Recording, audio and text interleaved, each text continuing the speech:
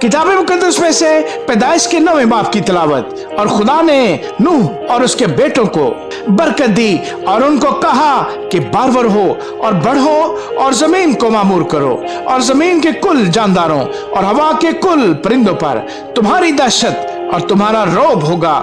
ये और तमाम कीड़े जिनसे जमीन भरी पड़ी है और समुद्र की कुल मछलियां तुम्हारे हाथ में की गई। हर चलता फिरता जानदार तुम्हारे खाने को होगा। हरी सब्जी की तरह मैंने सब का सब तुमको दे दिया, मगर तुम गोश्त के साथ खून को जो उसकी जान है न खाना। मैं तुम्हारे खून का बदला जरूर लूंगा, हर जानवर से उसका बदला लूंगा। आदमी की जान का बदला आदमी से और उसके भाई बहन से लूंगा। जो आदमी का खून करे उसका खून आदमी से होगा, क्योंकि खुदा ने इंसान को अपनी सूरत पर बनाया है। और तुम बारवर हो और बढ़ो और जमीन पर खूब अपनी नस्ल बढ़ाओ और बहुत ज्यादा हो जाओ। और खुदा ने नूह और उसके बेटों से कहा, देखो मैं खुद तुमसे और तुम्हारे बाद तुम्हारी नस्ल से और सब जानदारों से जो तुम्हारे साथ हैं, क्या परिंदे, क्या चुपाए, क्या जमीन के जानवर, यानी जमीन के उन सब जानवरों के बारे में जो कश्ती से उतरे अहद करता हूं।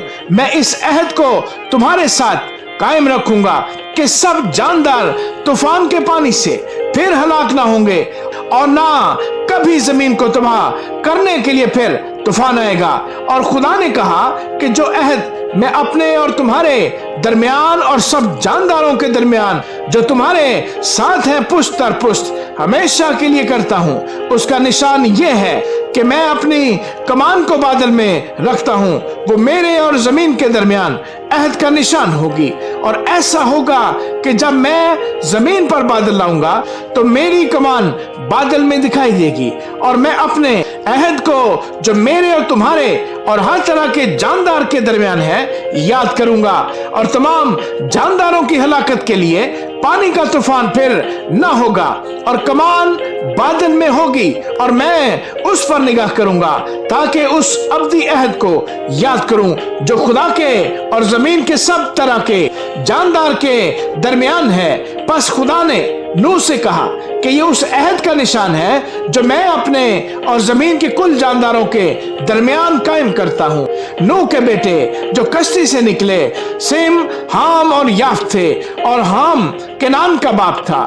यही तीनों नूह के बेटे थे और इन्हीं की नस्ल सारी जमीन पर फैली। और नूह काश्तकारी करने लगा और उसने एक अंगूर का बाग लगाया और उसने उसकी मै पी और उसे नशा आया और वो अपने डेरे में बरहना हो गया। और केनान के बाप हाम ने अपने बाप को बरहना देखा और अपने दोनों भाइयों को बाहर आकर खबर दी।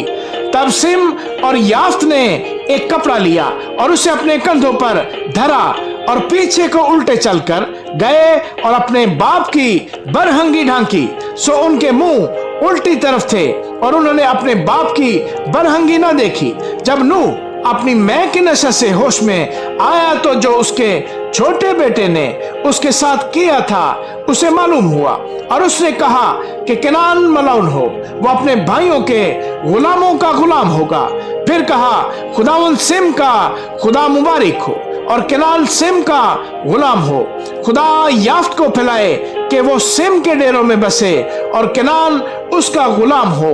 और तूफान के बाद नूह 350 वर्ष और जीता रहा और नूह की कुल उम्र 950 वर्ष की हुई, तब उसने वफात पाई। आमीन।